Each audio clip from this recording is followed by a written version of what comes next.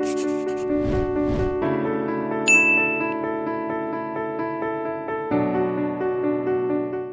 evening to my awesome viewers. It's me, Pragya Gupta of grade 11, standing here to present a self-composed poem dedicated to my father.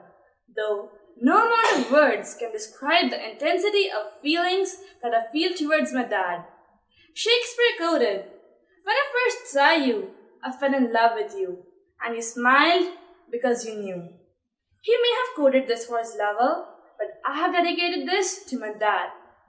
15 years ago, when I opened my eyes, standing there was a man with gleam in his eyes.